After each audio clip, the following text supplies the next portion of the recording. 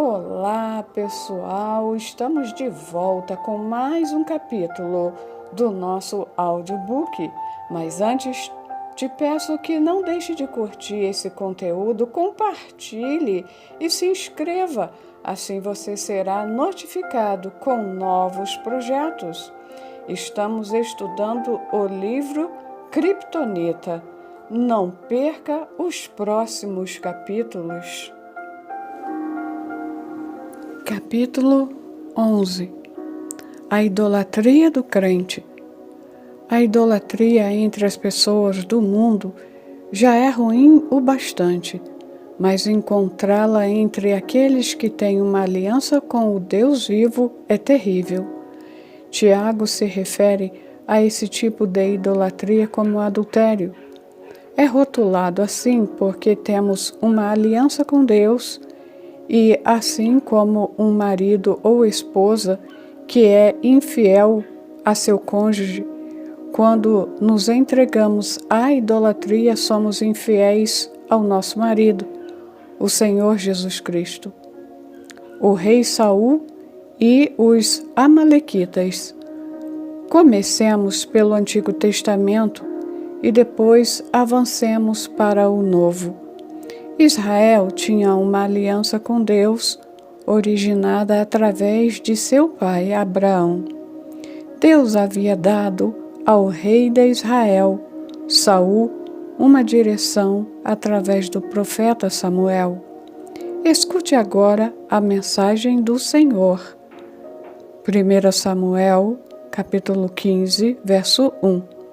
Não havia como não entender a vontade de Deus. Foi direto e ao ponto. O rei recebeu a ordem de destruir os amalequitas. Todos os homens, mulheres, crianças e animais. Era a vingança de Deus para a forma como Amaleque se opôs a Israel quando estavam fugindo do Egito e estavam em sua época mais vulnerável. O rei Saul imediatamente convocou e mobilizou o exército para atacar Amaleque. No entanto, lemos: E Saul atacou os amalequitas por todo o caminho, desde Avilá até Sur, a leste do Egito. Capturou vivo Agag, rei dos amalequitas, e exterminou o seu povo.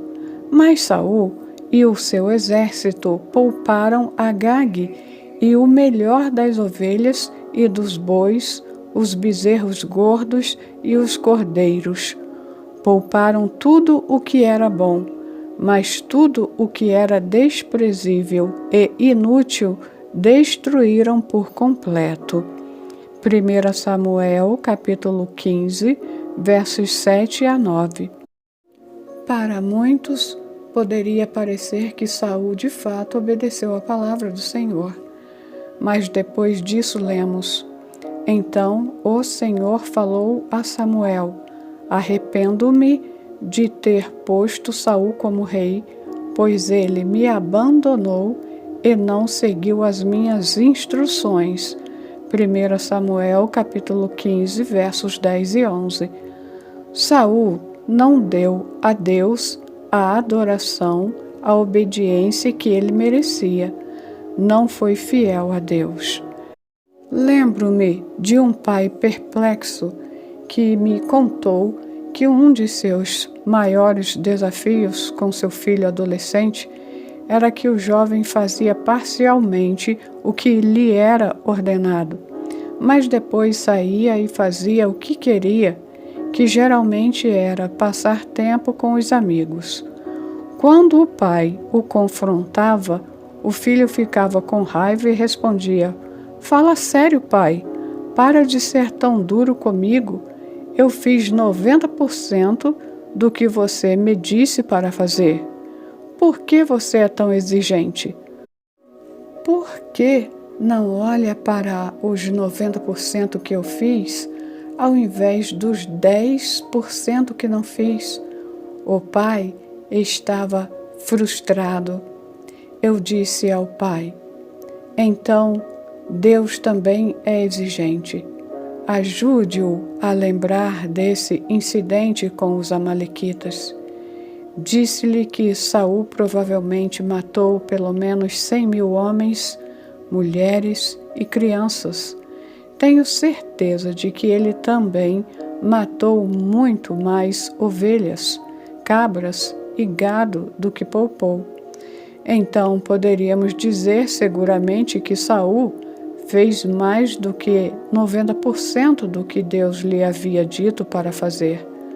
Porém, Deus disse que Saul não seguira suas instruções e depois usou a palavra rebeldia para identificar o comportamento de Saul. Versos 23. Esse histórico bíblico ajudou o pai a saber que estava verdadeiramente enxergando um comportamento incorreto em seu filho. Na realidade, estou certo de que o rei Saul estava mais perto de fazer 90% do que Deus lhe disse para fazer. Por que Deus não focou em tudo que Saul fez, ao invés de 1% que ele não fez? Isso seria muito exigente aos olhos da maioria das pessoas, mas para Deus a obediência parcial, mesmo que quase completa, é como se fosse obediência nenhuma, é rebeldia. É deixar de dar a Deus o lugar de honra e adoração que lhe é devido. Samuel então confronta Saul, que, estando enganado, nega totalmente a acusação. Mas Samuel aponta os animais que estavam sendo sacrificados. Saul, então, tenta colocar a culpa no povo, mas Samuel o corrige. Não é você quem está no controle, foi você quem desobedeceu a Deus. Uma vez que Saul se encontra encurralado pelo confronto profético, Samuel declara uma verdade incrível a respeito da idolatria. Pois a rebeldia é como o pecado da feitiçaria e a arrogância como o mal da idolatria. Assim como você rejeitou a palavra do Senhor, ele o rejeitou como rei. 1 Samuel, capítulo 15, versos 23. Por agora, irei focar na segunda declaração. A arrogância é como o mal da idolatria. Arrogância significa assumir uma atitude de prepotência e desprezo em relação a algo. Saul desprezou a verdade e a obediência completa.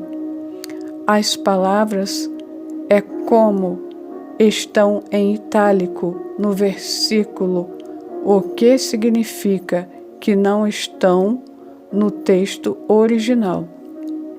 Não há palavras hebraicas ali, e os tradutores as adicionaram para tornar a leitura mais fácil. Uma tradução melhor seria: arrogância é idolatria. A realidade é que quando alguém conhece a verdade, conhece a vontade de Deus, conhece o que Deus tem falado e mesmo assim despreza e não obedece, é idolatria. A razão, sua própria vontade, agenda, desejos e anseios foram colocados acima dos de Deus. Todas essas coisas vêm antes dele, e um ídolo é qualquer coisa que colocamos à frente de Deus. Saul acreditou e até confessou: eu obedeci a Deus, porém, porque ele não obedeceu completamente e, ao contrário, escolheu colocar os desejos do povo, seus próprios desejos, para ser mais correto, acima da palavra de Deus, cometeu idolatria. Ficou cego para sua própria desobediência ao Senhor. assim como vimos a respeito de toda a humanidade no livro de Romanos. É claro que o mesmo vale para Saul. A raiz da idolatria de Saul não era estátuas, estatuetas, altares, nem templos. Ao contrário, era deixar de dar a Deus a adoração que lhe é devida, obediência ao que ele revela. Esse comportamento central conduz alguém a trocar a verdade pela mentira sem perceber. Então, o engano se apossou de Saul, levou-o a um pensamento tolo e a fazer coisas que nunca deveriam ser feitas. O trágico resultado da idolatria de Saul foi que sua vida cresceu cada vez mais em perversidade.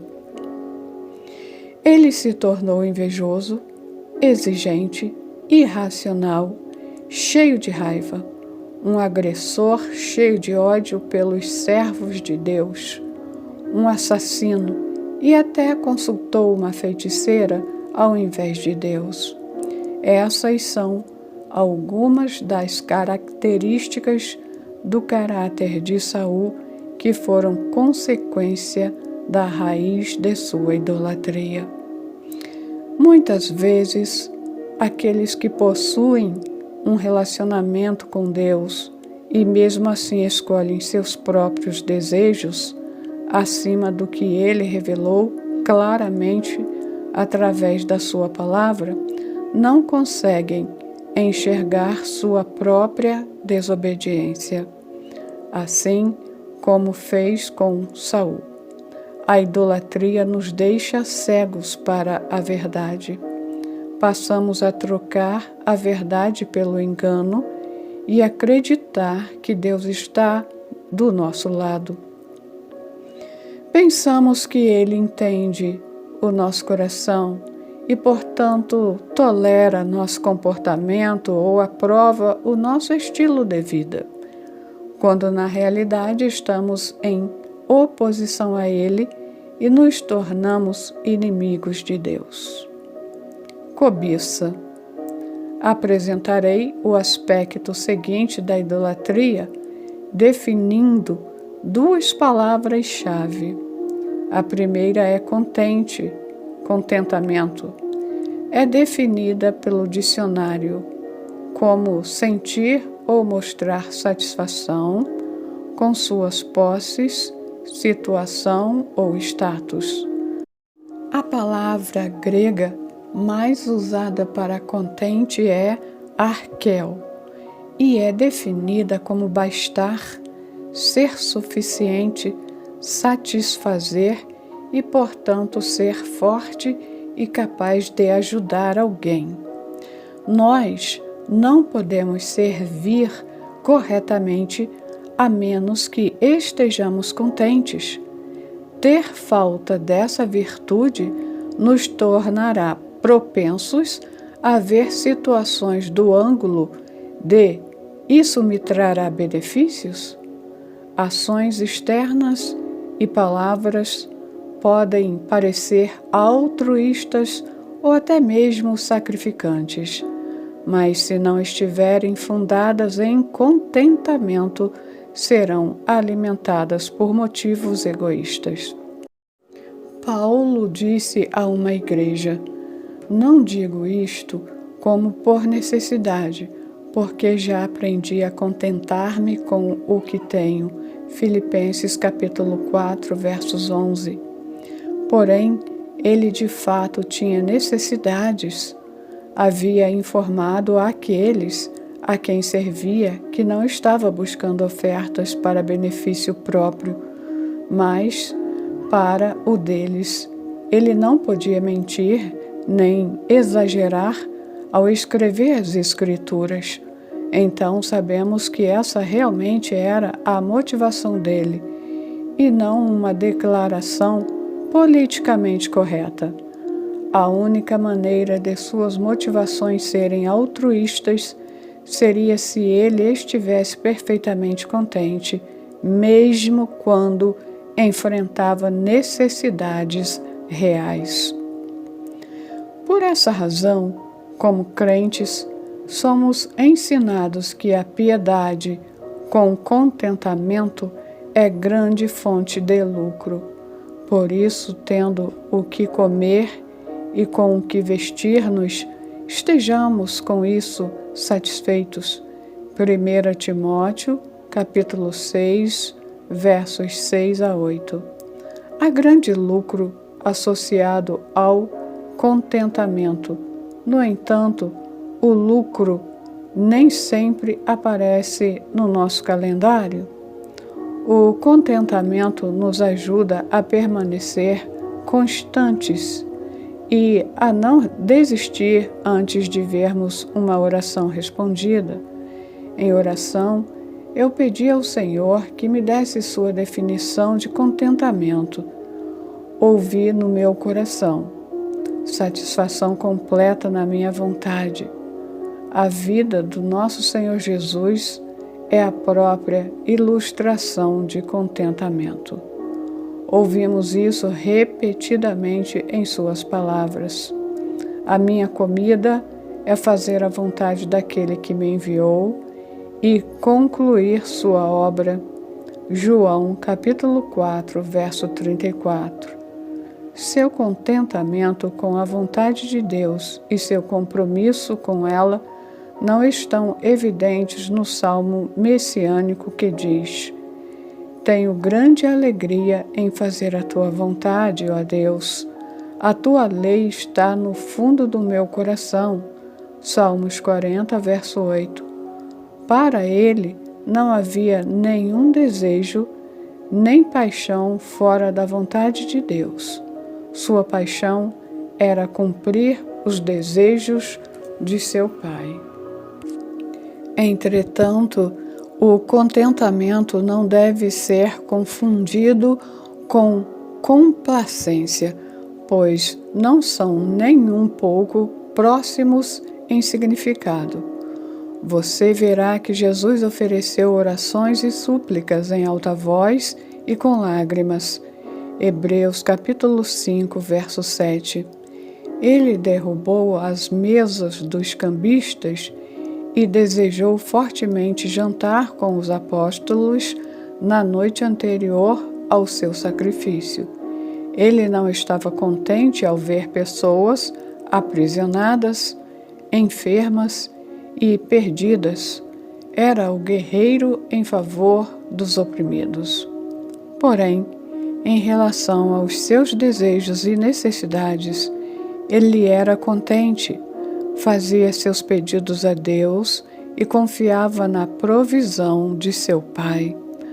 A partir desse contentamento surgiram as palavras: Eu vivo por causa do Pai.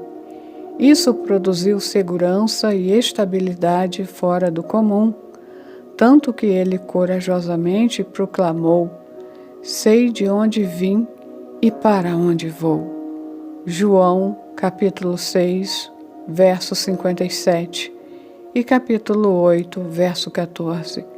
Por causa disso, ele não pôde ser detido nem enganado, e ele foi o servo perfeito. Cobiça. A segunda palavra-chave relacionada à definição de idolatria é cobiçar. É o perfeito oposto de contentamento. Não é uma palavra que ouvimos muito em nossas conversas diárias. Então é importante identificá-la, com o propósito de reconhecê-la e compreendê-la nas Escrituras.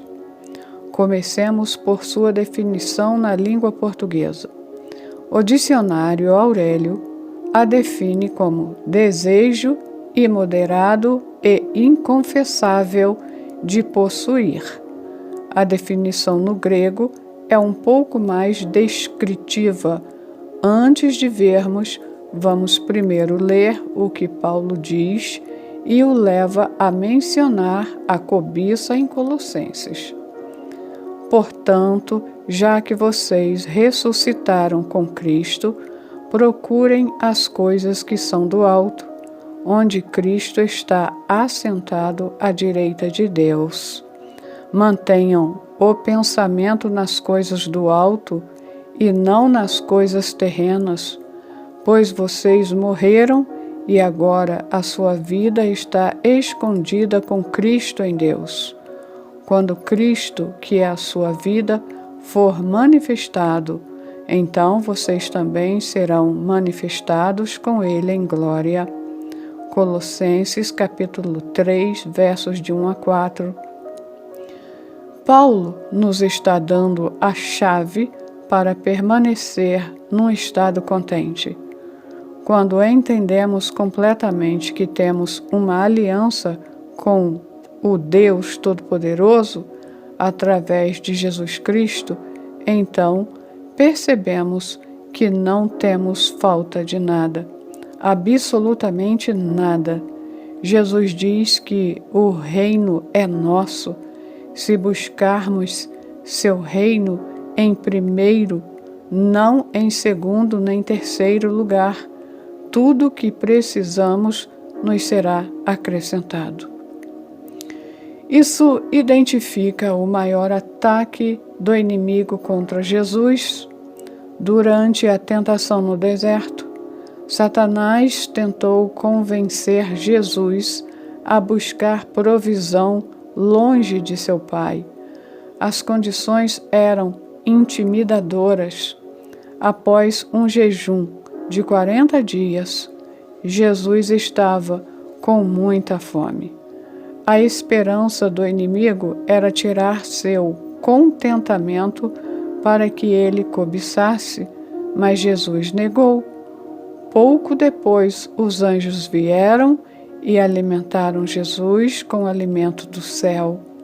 O plano do inimigo falhou com Jesus, mas isso não significa que ele não usará a mesma estratégia contra nós. Seu alvo é fazer com que deixemos de estar contentes com a provisão do reino para buscarmos provisão por nossa própria conta.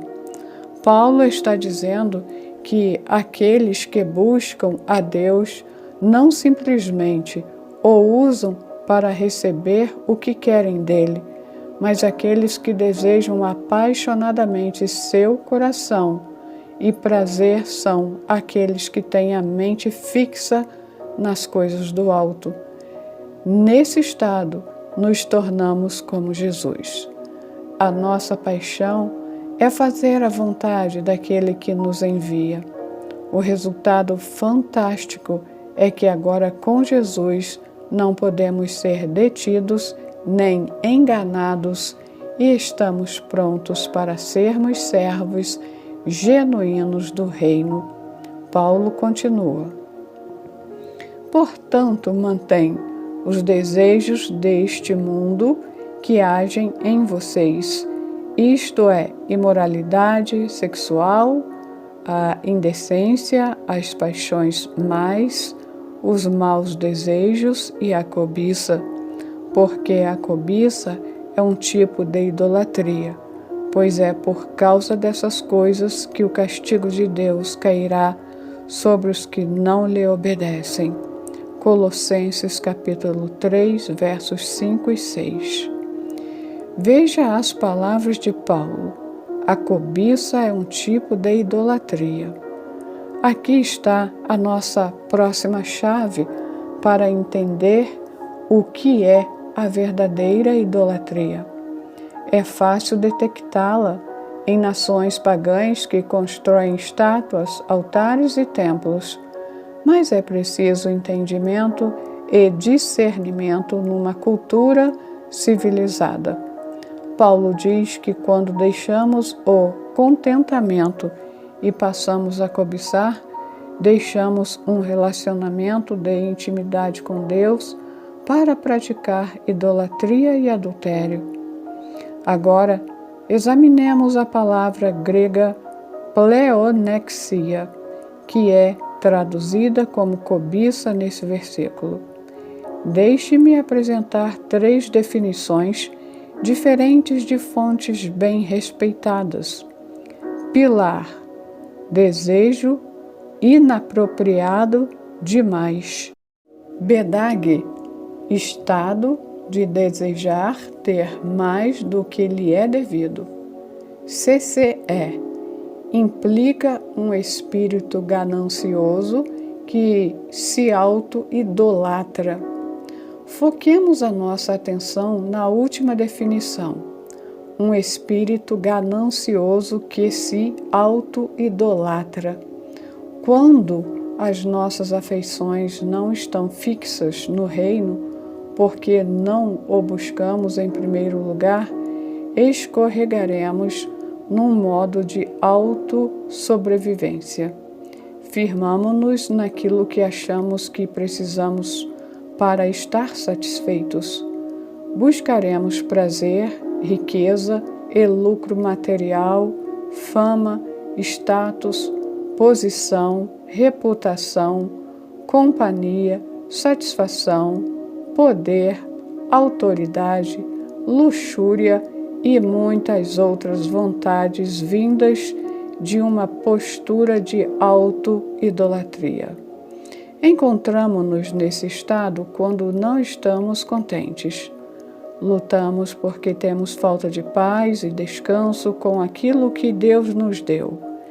Encontramo-nos em tensão com o plano ou processo dele em nossa vida. Sem dúvida, o contentamento e a cobiça são forças opostas.